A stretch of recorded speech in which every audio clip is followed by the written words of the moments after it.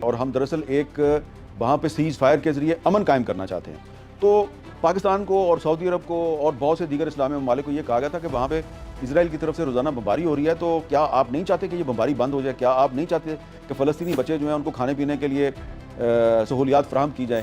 تو ہم cease fire کروائیں گے اور آپ لوگ جو ہے ہماری مدد کریں کہ جو فلسطینی ہیں ان کا قتل عام رک جائے اور ہم فلسطینیوں کو خوراک پہنچانے کا بندوبست کریں اور غزہ کو ری بلڈ کریں. یہ کہہ کے پاکستان جو ہے اس کو کہا گیا کہ جی آپ اس پیس پلان کو سپورٹ کریں، اور پاکستان کے وزیر اعظم شہباز شریف صاحب نے اس کو سپورٹ کر دیا. لیکن جب ٹرمپ کا جو 20 نکاتی امن پلان ہے وہ سامنے آیا تو اس میں بہت سی ایسی چیزیں تھیں جو پہلے پاکستان سمیت بہت سے مسلم ممالک کے ساتھ ڈسکس نہیں کی گئی تھی، اور اس لیے پھر پاکستان کے فارن منسٹر اسحاق ڈار نے پارلیمنٹ میں فلور پہ کھڑے ہو کے کہا کہ جو ہمارے ساتھ چیزیں ڈسکس کی گئی تھیں ان میں سے بہت سی چیزیں ٹرمپ کے 20 نکات میں شامل نہیں ہیں.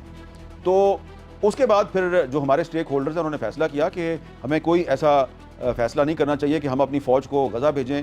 وہ ہماری فوج جو ہے اس کو وہاں پر کہا جائے کہ جی اب آپ حماس کو ڈسارم کریں.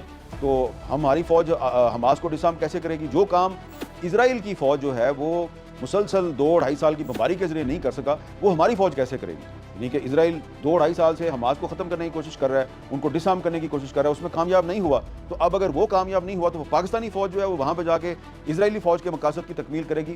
تو یہ دراصل ایسا لگتا ہے کہ مسلمان کو مسلمان کے خلاف لڑانے کی کوشش ہے. تو اس لیے ہمیں اپنی فوج غزہ نہیں بھیجنی چاہیے. فیصلہ ہو گیا، لیکن پاکستان نے کافی دن تک اس کا اعلان نہیں کیا، لیکن اب اسحاق ڈار صاحب نے اس کا اعلان کر دیا ہے. اور دوسری بات یہ تھی کہ پاکستان جو ہے وہ اسرائیل پر اعتبار نہیں کرتا، کیونکہ اسرائیل جو ہے وہ بھارت کا اتحادی ہے، اور اسرائیل اور بھارت کے جو ڈیفنس کوآپریشن ہے وہ